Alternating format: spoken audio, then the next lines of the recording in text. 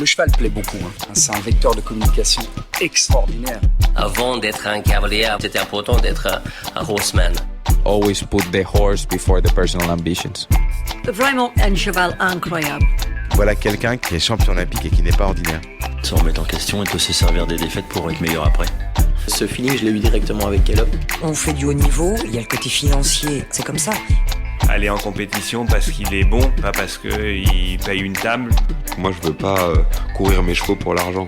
If you can do it in a way that doesn't take too much out of your horses. Quand on voit l'évolution en 10 ans de temps, qu'est-ce que ça va être dans 10 ans ? Pouvoir motiver les jeunes à aller au bout de leurs rêves. Forme de très très bons compétiteurs. Je ne vais pas dire que ça forme des hommes de chevaux. Pour moi, les bons moments, ils sont à venir. Aujourd'hui, réussir sa vie, c'est avoir la vie que l'on souhaite.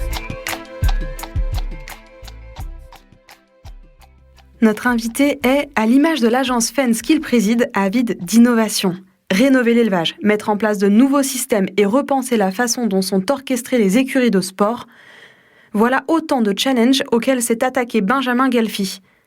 En 2020, 5 ans après la création du groupement foncier Jump Alliance, le Normand ajoute une ligne à sa carte de visite. Président de l'agence Fence. Nous avons enregistré cet épisode au sein même des écuries Jump Alliance, près de Deauville, et y avons rencontré un homme de cheval ambitieux, un travailleur acharné, un chef d'entreprise assidu, le tout instillé en la personne de Benjamin Guelfi. Dans cet épisode, il nous livre sa vision et son ambition pour le pôle élevage de Jump Alliance et sa nouvelle extension.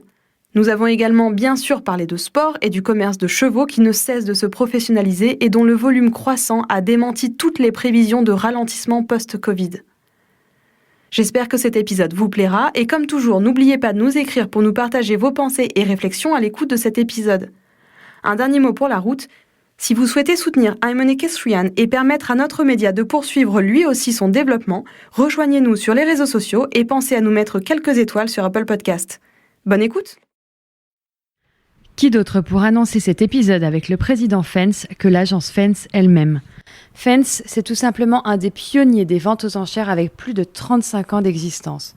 Aujourd'hui, c'est au total plus de 10 000 chevaux qui ont été vendus par l'intermédiaire des ventes Fence. Dénicheur de futurs champions, l'agence a vu grandir quelques incroyables chevaux comme Quickly Treasure, Ito du Château, Myrtille Paulois, Antidote de Mars ou encore le très actuel Cordial. Mais l'on peut compter aussi 3 champions d'Europe individuels, plus de 20 finalistes des Jeux Olympiques, des finalistes lors des Coupes du Monde ou des Jeux équestres mondiaux, sans compter les très nombreux champions performant au niveau 5 étoiles. L'agence, créée en 1989 sur la volonté de 6 marchands de chevaux, est devenue la référence européenne de la vente de jeunes chevaux de sport. Véritable événement pendant la grande semaine de l'élevage, les ventes élites Fence, c'est désormais 5 soirées de vente, près de 200 chevaux vendus, plus de 3000 dîners servis en une semaine. Nous pouvons aussi citer les 2 nouvelles ventes de performeurs qui ont lieu à Deauville et à Bourg-en-Bresse. Un développement toujours plus croissant pour Fence. Très prochainement, vous pourrez suivre la vente d'élevage embryon, foal et poulinière qui se tiendra le 7 novembre. Puis, dès le lendemain, la vente de cessation d'activité de l'élevage du terre le 8 novembre. Et enfin, pour clôturer cette année en beauté, la vente élite de Noël, mâles et étalons de 2 et 3 ans, sélectionnés lors des qualifications Selle français, le lundi 19 décembre. Pour plus d'informations, n'hésitez pas à vous rendre sur www.fence.fr et pour peut-être dénicher votre futur champion, direction le site www.fenceweb.com. Bonjour Benjamin Guelfi, ou plutôt bonsoir. Merci beaucoup de nous accueillir chez vous ce soir et puis de nous avoir fait la visite du haras du Barquet. Vous êtes installé donc au cœur de la Normandie, à quelques minutes de Deauville. Je vais reprendre un tout petit peu votre parcours, mais je vais vous laisser le développer ensuite. Vous étiez à l'origine et toujours cavalier. Puis vous avez développé une activité de commerce qui s'est développée de manière exponentielle ces dernières années.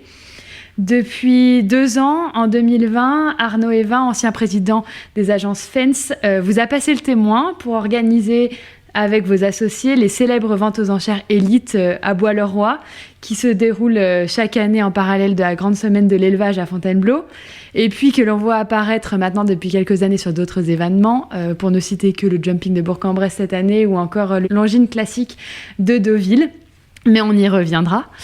Et puis, vous êtes en train aussi de développer une grande partie élevage ici au Haras du Barquet. C'est plein d'informations sur lesquelles on va revenir petit à petit au cours de cette interview. Mais dans un premier temps, est-ce que, Benjamin, vous pourriez nous parler de vous, de votre parcours, nous expliquer à quel moment vous avez fait la rencontre du cheval, et puis les différentes étapes qui vous ont amené à cette situation professionnelle actuelle? D'accord.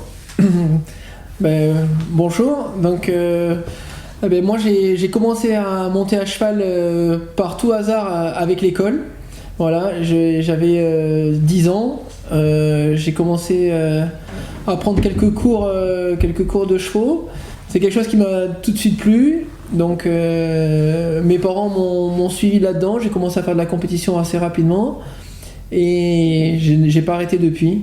À 16 ans, je suis parti en sport-études dans la région bordelaise.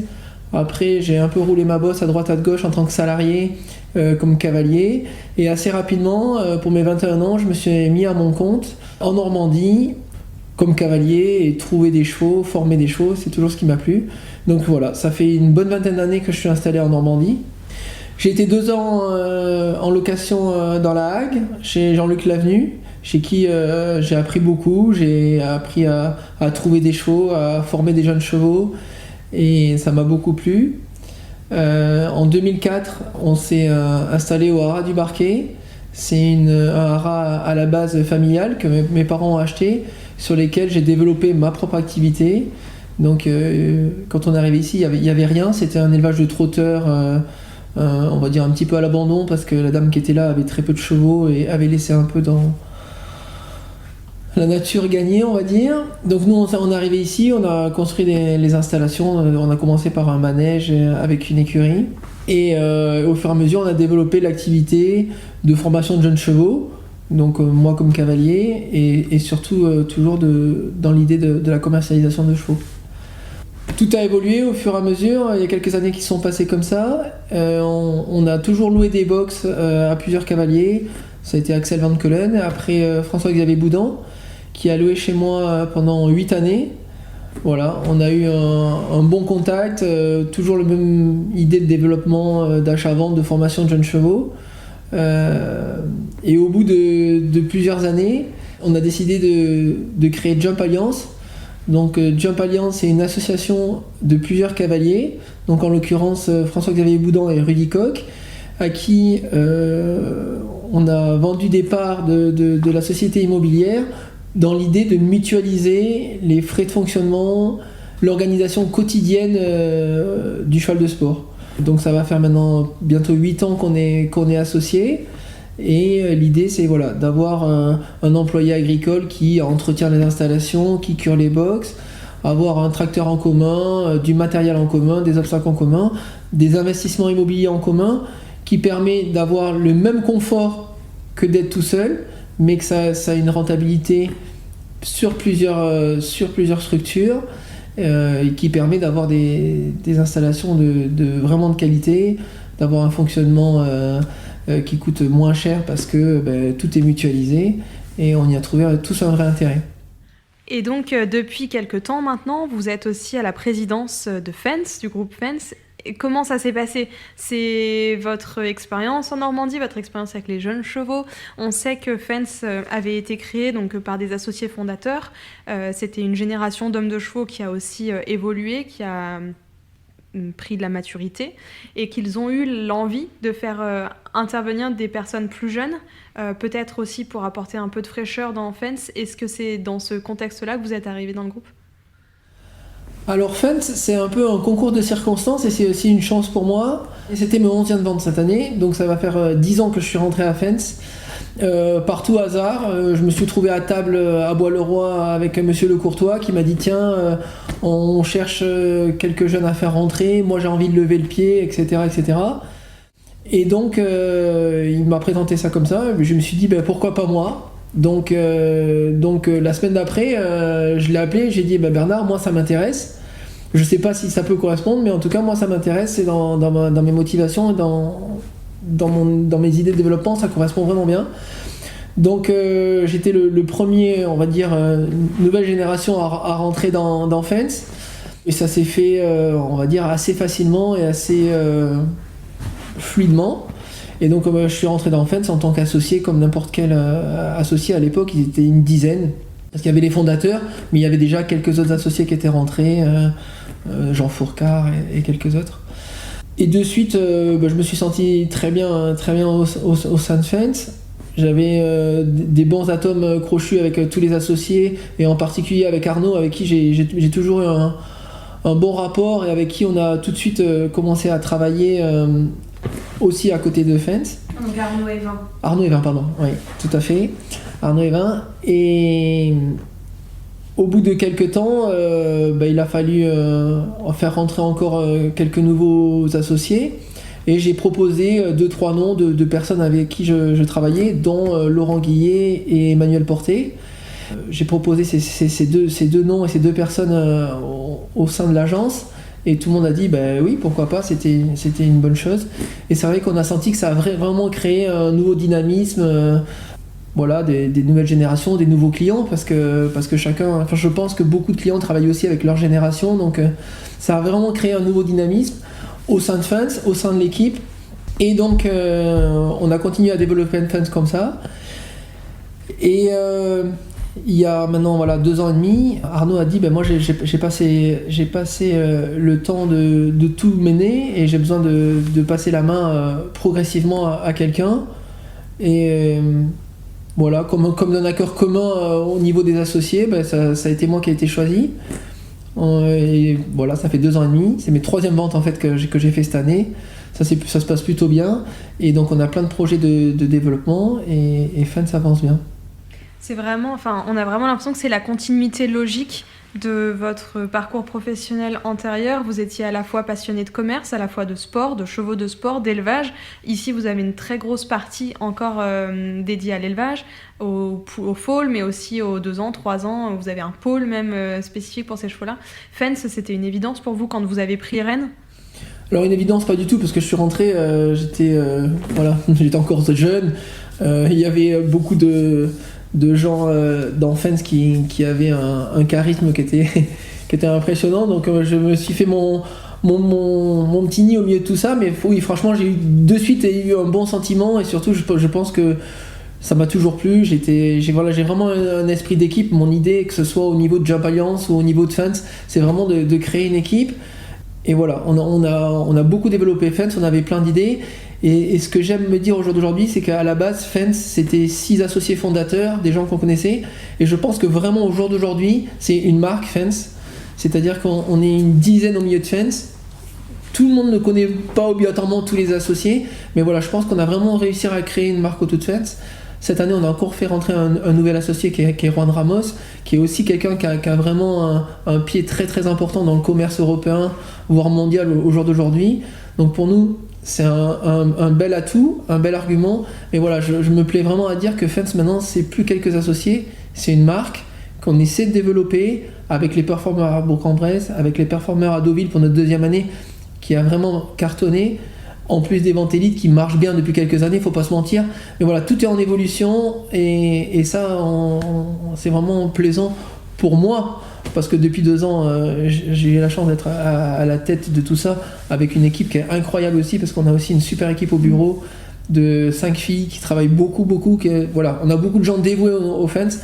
Fence, c'est une vraie équipe maintenant, et ça marche bien, on en est très content.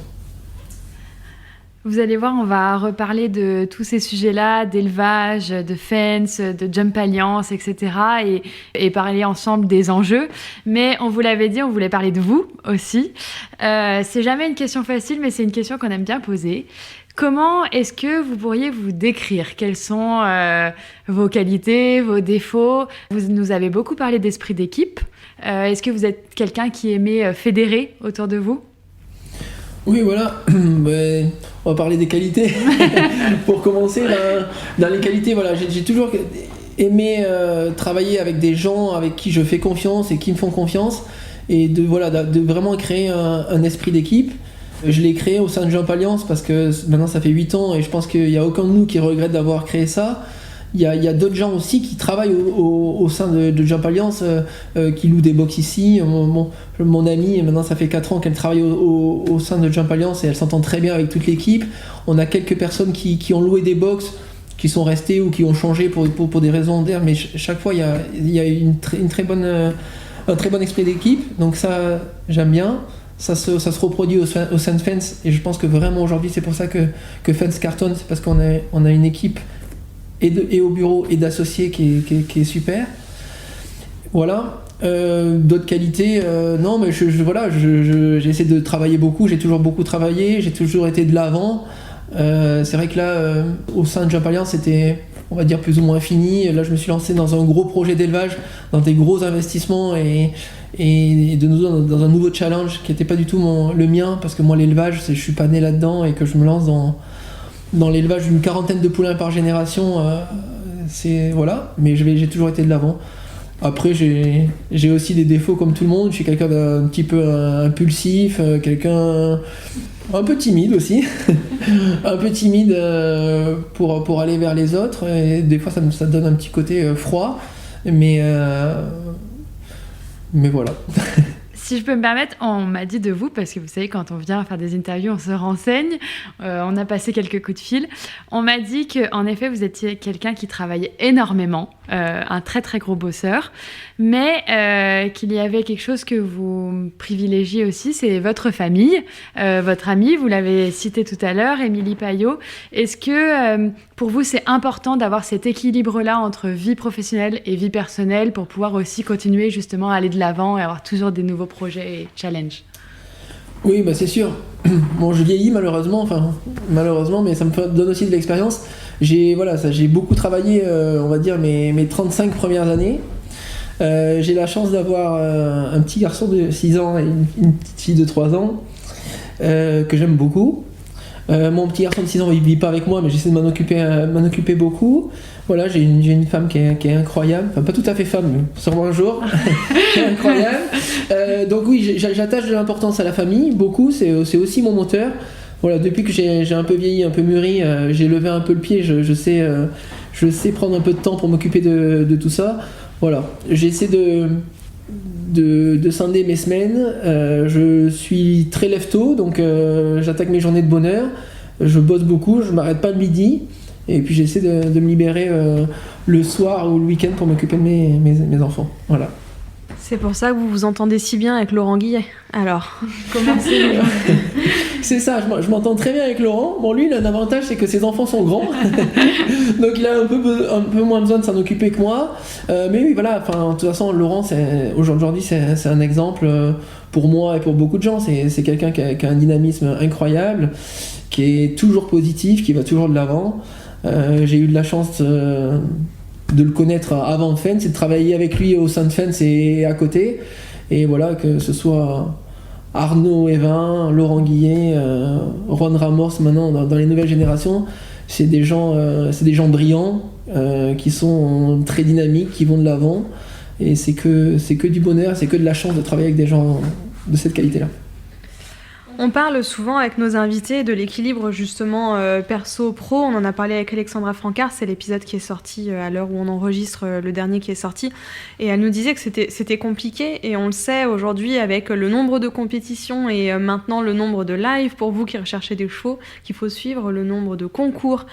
Est-ce qu'il y a des moments où vous avez l'impression que c'est sans fin, en fait, que ça s'arrête jamais, ou est-ce que vous arrivez à vous accorder quand même du temps et à vous dire ça c'est moins important, comme certains cavaliers qui peuvent se dire voilà, ce concours-là, c'est Daniel Blumen qui nous disait je sélectionne en fait les concours que je veux absolument faire, et les autres tant pis en fait.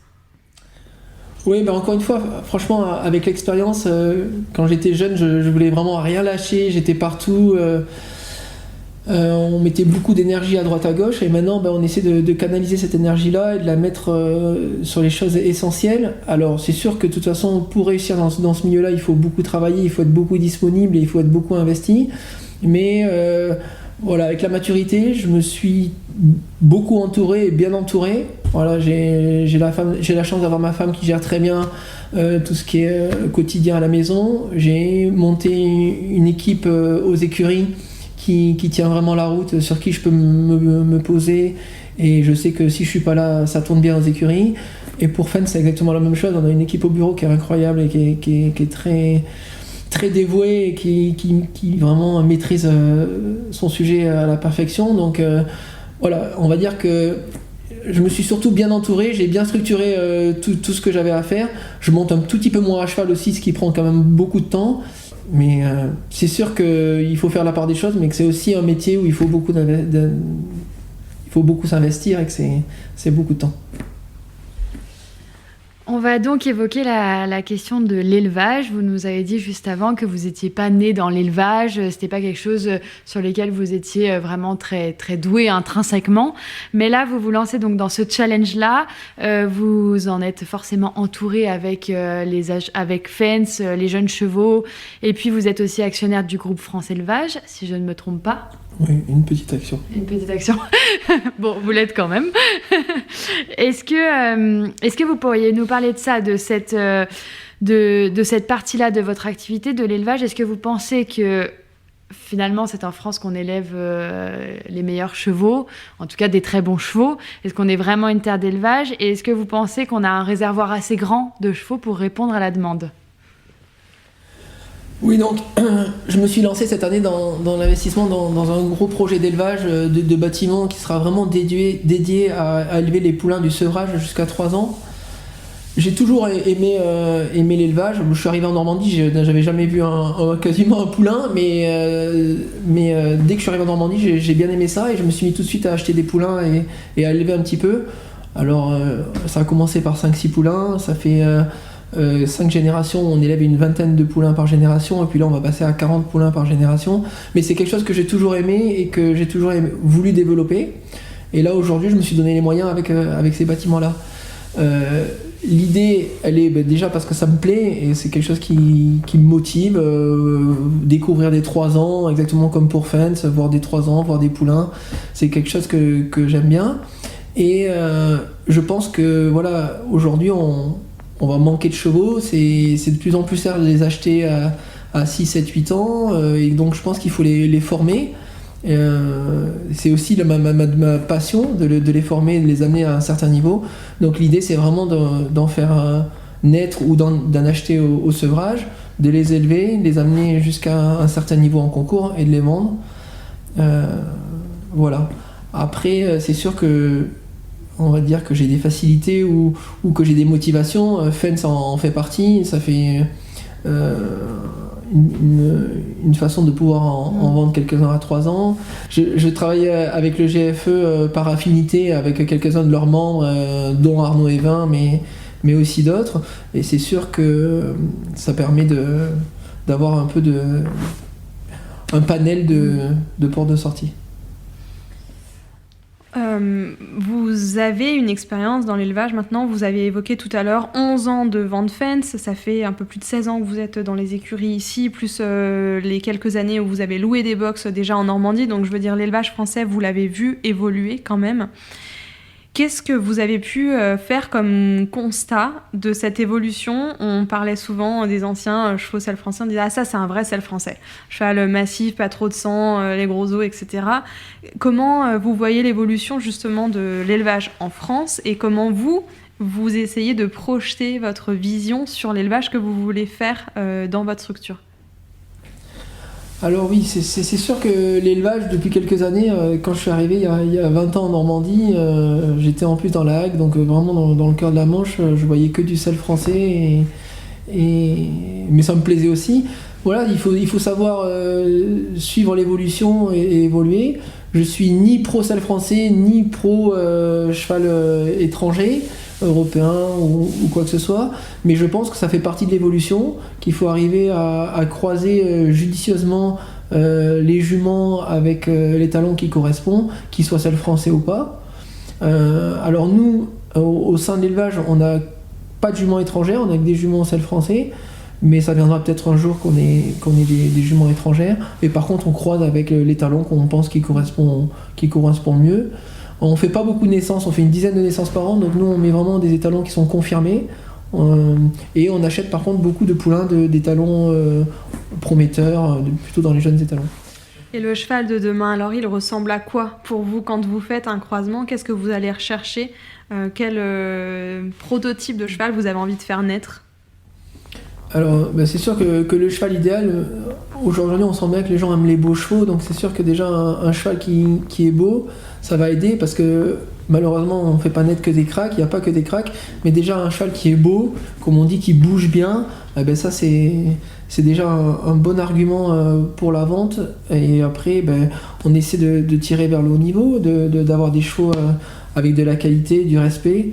Nous, on aime beaucoup les chevaux avec beaucoup de sang, donc on essaie de croiser nos juments, avoir des juments dans le sang et d'acheter des poulains avec beaucoup de sang. Voilà, mais je pense que le cheval de sport, aujourd'hui, tout le monde sait ce que c'est, le bon cheval de sport. C'est un cheval avec du sang, respectueux, de l'envergure, qui galope bien. Il n'y a pas que ça. Donc l'idée, c'est d'avoir déjà des beaux chevaux qui bougent bien dans leur tête. Et voilà, après, là-dedans, on espère qu'il y aura des cracks qui sortiront. Vous avez eu l'occasion aussi de travailler étroitement avec Pénélope Leprévost. Donc vous avez quand même suivi l'évolution du sport de haut niveau. Forcément aussi avec Fens, il faut choisir le meilleur cheval pour aller vers le haut niveau. Est-ce que vous trouvez que les chevaux ont évolué depuis ces 10 dernières années et ce qu'on recherche pour faire du haut niveau a aussi beaucoup évolué? Oui, encore une fois, c'est sûr que les chevaux ont évolué et je vais dire heureusement. Les parts d'obstacles sont de plus en plus légers, les parcours sont de plus en plus techniques, mais ce que je pense qui a aussi beaucoup évolué, c'est la qualité des cavaliers et leur façon de gérer le haut niveau, c'est-à-dire de créer un staff autour d'eux, de s'occuper au mieux des chevaux, de faire des vrais programmes de concours, etc. Donc oui, les chevaux ont évolué, c'est sûr. De toute façon, les épreuves vont de plus en plus vite, sont de plus en plus délicates, mais je pense que c'est un ensemble de choses qui a évolué, c'est-à-dire c'est les écuries, le staff, les cavaliers. C'est vraiment, voilà. Aujourd'hui, le haut niveau, c'est le haut niveau. On a parlé de Fens, on connaît tous les ventes élites, la plupart d'entre nous ont eu l'occasion d'y aller en spectateur ou pour aller voir, ou en tout cas de les regarder en live maintenant. Mais ce qu'on ne connaît pas très bien, c'est le déroulement, en fait, l'avant-vente Fens. Quel est le processus, en fait? Comment vous faites pour détecter les chevaux, pour aller peut-être les tester, les choisir, les acheter, les sélectionner? Est-ce que vous pouvez nous détailler un petit peu tout ce parcours de sélection, de votre détection des bons chevaux jusqu'à une vente élite ou performeur comme à Bourg-en-Bresse ou à Deauville? Oui, donc comme on disait tout à l'heure, Fens depuis 3 ans c'est beaucoup développé, donc parce que maintenant on a plusieurs ventes, on a vraiment les ventes, ce que nous on appelle le web, c'est-à-dire 100% sur internet. On a les ventes élites de 3 ans qui elles restent ce qui a été toujours fait avec des petites améliorations, mais ce qui se fait depuis longtemps. Et depuis 2 ans, on a fait nos premières ventes de performeurs à Deauville la première année. Cette année à Bourg-en-Bresse et à Deauville, et normalement l'année prochaine on est en train de plancher pour en faire 1 ou 2 de plus, donc on serait à 4 ventes de performeurs. Donc c'est pas tout à fait les mêmes process. En ce qui concerne les ventes élites de 3 ans, parce qu'on va parler de ce qu'on fait depuis longtemps, on organise une carte de tournée avec à peu près 25 dates, et on demande aux gens de nous amener les chevaux sur ces rassemblements. Et là, on installe notre caméra, nos obstacles, et on fait notre sélection là-dessus. Sur cette sélection-là, on les oriente un petit peu sur la vente élite ou sur une vente internet.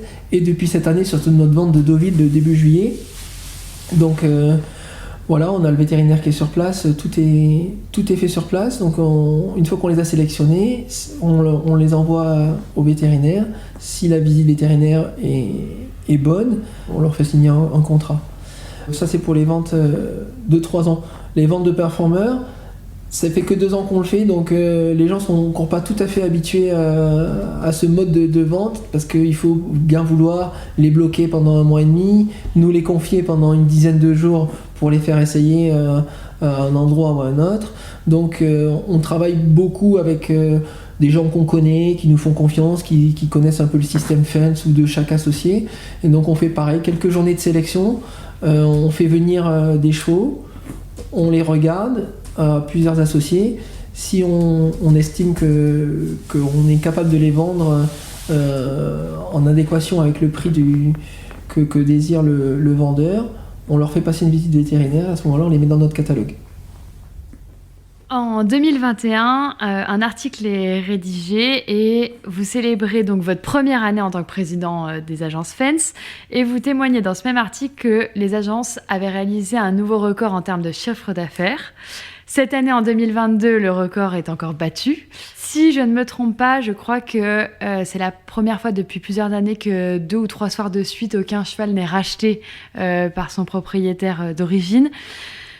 Comment est-ce que vous expliquez que la vente aux enchères et le commerce plus largement de chevaux haut de gamme ne se soit jamais aussi bien porté qu'aujourd'hui, alors qu'on sort d'une crise sanitaire d'ampleur et qu'on aurait pu tous penser que les choses se seraient passées différemment?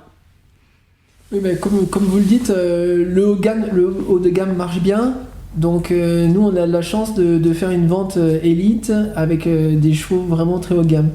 Et c'est vrai qu'on sent qu'il y a un engouement et une demande, que tout le monde se dirige vers ces chevaux qui sortent de l'ordinaire.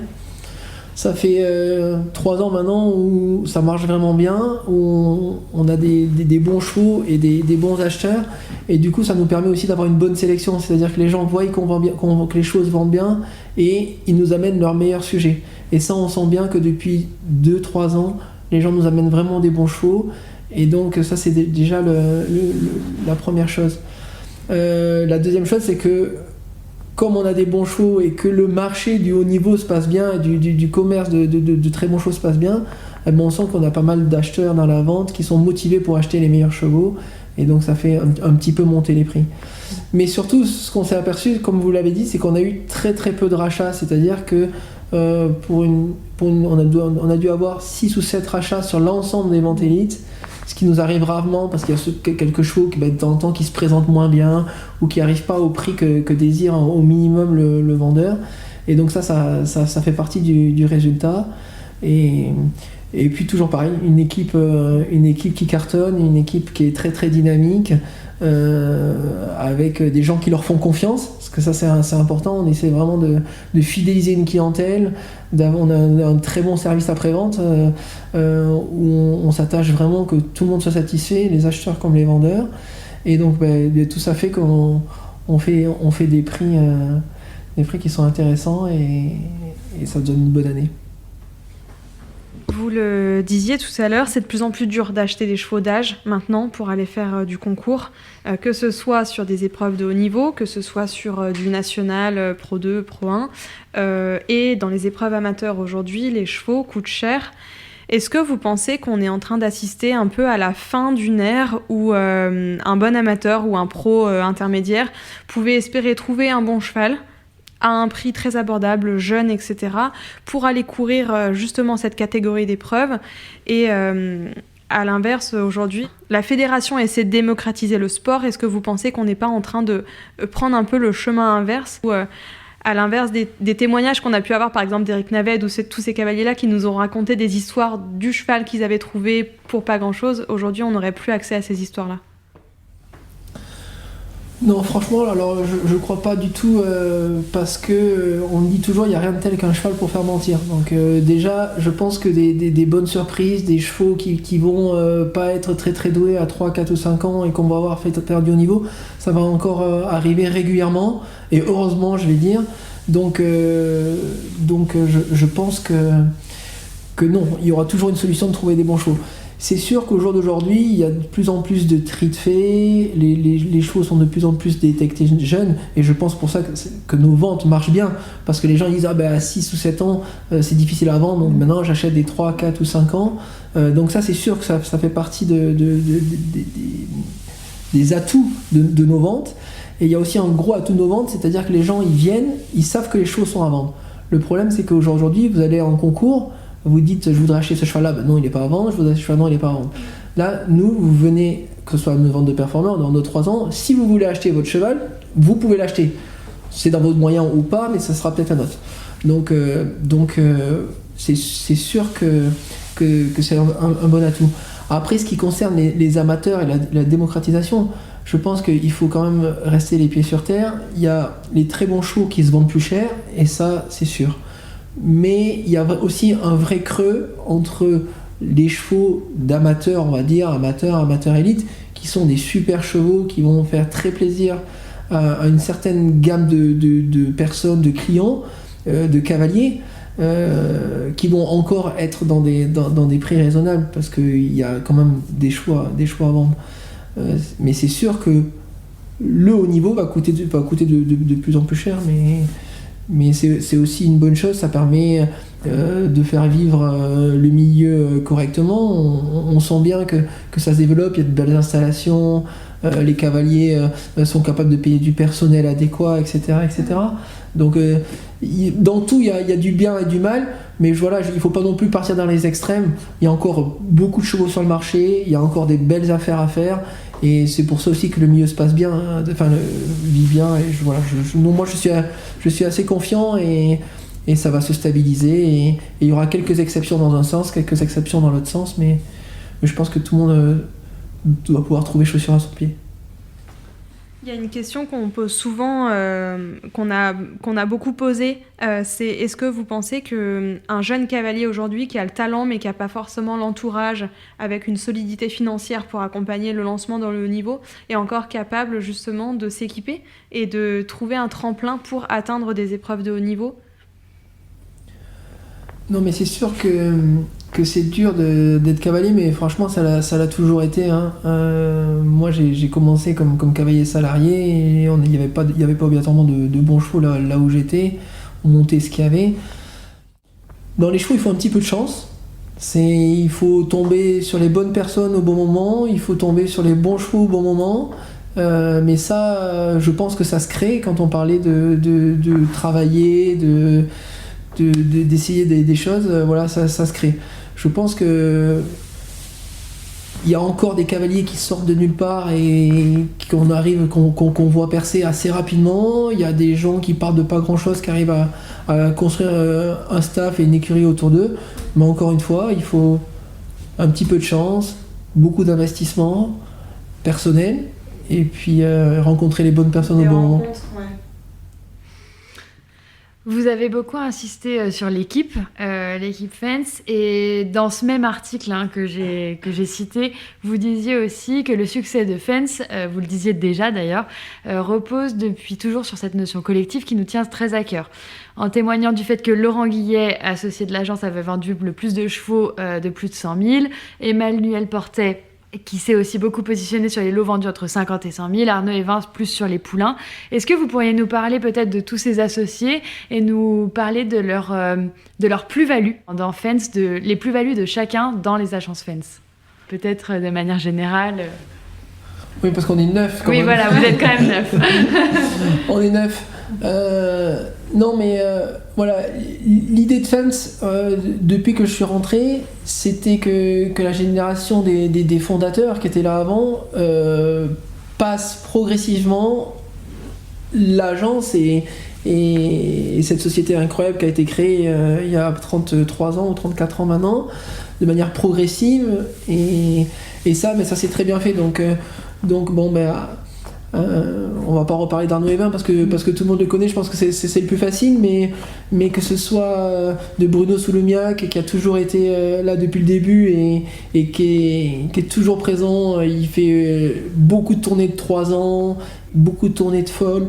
Dès qu'on a besoin de lui pour une question ou pour un coup de main, il est là, et bien sûr toujours présent pour faire vendre des chevaux à Fontainebleau pendant les ventes élites. On a Albin Wirs qui a repris les parts d'Eric Ney, parce que malheureusement il nous a quittés, mais qui garde toujours cette bonne humeur dans l'équipe, qui est toujours positive, qui est toujours très posée, et ça c'est très agréable. Il y a Marcel qui est toujours Marcel Rosier qui est toujours présent et qui est toujours là pour mettre le point sur ce que quand les jeunes sont un peu trop virevoltants, avec Thierry Rosier qui est en train de reprendre aussi un peu la suite au sein de l'agence. Voilà, ça c'est pour parler un peu, on va dire, des anciens. Ils aiment pas, mais un peu des anciens. Et voilà, et dans la nouvelle génération, bon, je vais plus les présenter, mais voilà, Laurent il va de l'avant, on voit bien ce qu'il fait au jour d'aujourd'hui au sein de sa structure et l'écurie de haut niveau qu'il a réussi à créer en très peu de temps, c'est assez rare. Emmanuel Porté qui est dans le sud de la France, qui a une très bonne clientèle par là-bas, qui travaille en étroite collaboration avec Laurent, qui s'occupe beaucoup des jeunes chevaux et qui est toujours aussi un bon acteur de la vente élite. Et dans les nouveaux, on va parler de Juan Ramos. Moi, je travaille avec lui depuis très longtemps. On avait abordé le sujet qui viennent au sein de l'agence il y a déjà quelques années. Et c'était pas tout à fait mûr. Et c'est vrai que le fait de développer les ventes de performeurs est quelque chose qui l'a beaucoup motivé. Et il est vraiment axé sur ces chevaux futurs stars qu'on voudrait vendre. Et donc c'est un très bon atout pour nous. Et puis on a bien vu que cette année c'est sa première vente élite qui s'est pris au jeu parce que il a fait vendre pas mal de poulains, il en a acheté aussi. Et c'est comme tout le monde, quand il y a des bons chevaux, on a envie que ça avance. Donc voilà. Est-ce que vous pensez qu'il y a de plus en plus de commerce avec l'étranger en France ? On a vu par exemple cette année la grande semaine de l'élevage, plusieurs chevaux qui ont été achetés par soit Keane O'Connor, soit les Philippe Arts par exemple. On a vu à la suite de Tokyo les chevaux français qui sont partis à l'étranger. Comment vous expliquez, vous, ce phénomène où les marchés étrangers s'intéressent, on a le sentiment de plus en plus aux chevaux qu'on peut avoir en France ? Oui, mais c'est sûr, on a déjà un gros avantage en France, c'est qu'on a beaucoup de jeunes chevaux, enfin beaucoup de jeunes chevaux. On a un très bon circuit de formation et avec des très bons cavaliers. Donc c'est vrai que ça motive les gens pour venir les détecter en France. Il faut pas se mentir, tous ces marchands dont vous citez les noms, ils cherchent dans le monde entier. Donc c'est sûr qu'ils viennent en France parce qu'il y a des bons chevaux et tant mieux pour nous. Mais voilà, ça fait partie du dynamisme du commerce en ce moment. Et c'est vrai que nous, on a insisté auprès de la SHF, marchand, on a eu une réunion il y a une quinzaine de jours pour que la grande semaine ne soit pas avancée d'une semaine, parce que on s'est trouvé un week-end où, heureusement, il n'y a pas beaucoup de concours 5 étoiles. Il y avait Rome, il y avait Global à Rome, mais ça concerne 30 cavaliers mondiaux. Et donc on a eu la chance d'avoir tous les plus gros marchands ou cavaliers à Fontainebleau cette année. On parle de Sian O'Connor, il y avait Abdel Saïd, Anda Carroll pour parler des gros marchands. Mais ils étaient là parce qu'il n'y avait pas non plus de concours en face. Et ça, je pense que c'est une opportunité pour nous. Et le fait de les avoir fait venir une année et qu'ils ont vu qu'il y avait vraiment des bons chevaux, je pense que ça va aider aussi pour les années futures à les faire revenir. Et tant mieux pour tous les éleveurs parce que ça a été très dynamique à Fontainebleau. Tant mieux pour les cavaliers parce que c'est ce qui les fait vivre. Et puis nous, pour Fens, on est ravis parce que ça nous laisse du monde pour venir aux ventes le soir.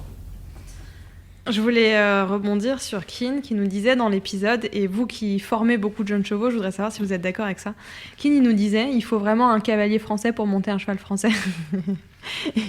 It takes a French rider to ride a French horse.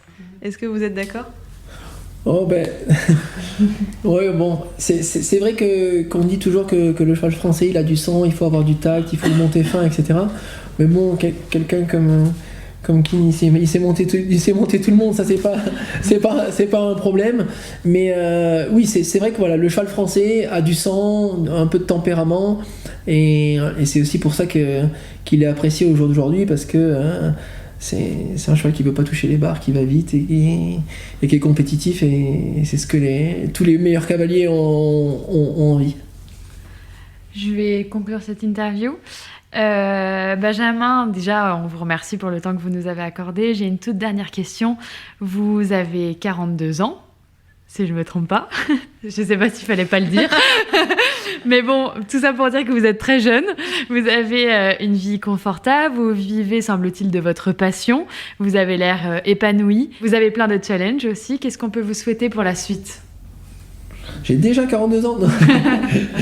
Oui, mais les années passent et ça avance. Non, pour la suite, de continuer comme ça, franchement, aujourd'hui, je me régale au Sun Jump Alliance, je me régale à Fence, je me régale avec ma famille. Donc, pourvu que ça continue dans la même continuation. Et puis, on va continuer à travailler beaucoup, à s'appliquer, à fidéliser notre entourage et puis voilà. C'est tout ce qu'on vous souhaite alors. Merci. Merci beaucoup. Merci beaucoup.